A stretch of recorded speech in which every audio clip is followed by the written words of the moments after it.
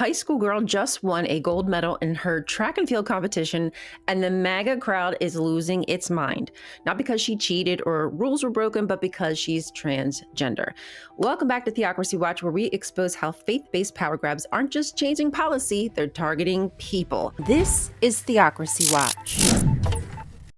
Donald Trump is calling for a large-scale fine to go against the state of California for refusing to discriminate against a girl who played in a sport at her school. The California Interscholastic Federation followed state law and even added lanes to accommodate concerns so there were no competitive advantages. But despite these measures, the Trump administration, through the DOJ, claims that California's policies violate the Equal Protection Clause and threatens legal action. This from an administration that often decries federal overreach and demands smaller government while rolling out collective punishment on an entire state because of sports ball games. There's no scandal here. The MAGA crowd are just using federal power like a weapon to intimidate children. People of all ages and genders enjoy playing sports. It's good for your mind, body, and sense of self. If these people were actually worried about protecting girls, they'd stop punishing them for being authentic and rowing up millions of haters on a world platform. Moreover, targeting a teenager for political gain is not only unethical, but also dangerous. Trump is using the White House as his stage and turning our rights into political theater. The goal is public humiliation, and the audience is on its feet, drooling at a chance to dehumanize a child. Trump shows no concern for this girl's safety as he throws temper tantrums and tweet tirades and true social sadism. The MAGA cult would ruin a child's life that admit their worldview isn't reality. Threatening states, punishing children, and sending angry mobs of white Christian nationalists to intimidate and bully a teen is only the kind of love a Christian could give. Their hypocrisy is as blatant as the contradictions in the Bible.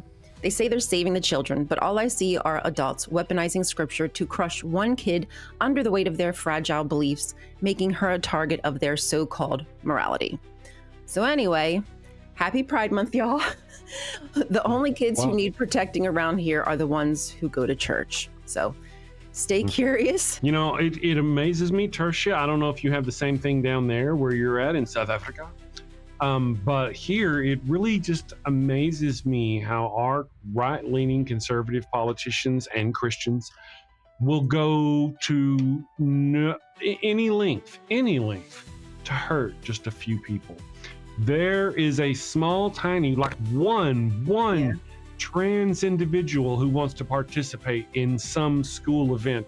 And in order to harm that one individual and force them out, they will cut funding for an entire state, thousands of children. And this isn't just, I mean, they did the same thing to Maine. Remember Miss Ryan? Yep.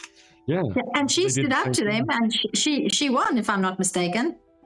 I'm not sure. I don't remember the outcome of it, if it's even still, but still, the fact that they even threatened to do that, they're so keen.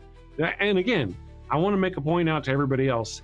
These are, and I use the word carefully, trans people, trans individuals. However, they're children.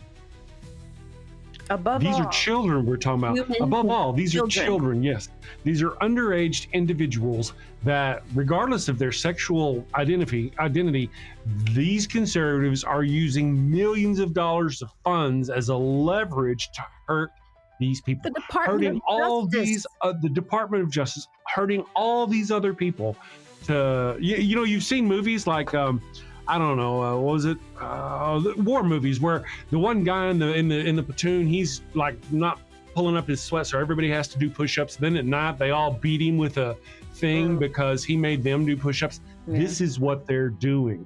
They're trying to make that person the ire of all the hundreds of thousands of other people who are now being punished for their actions.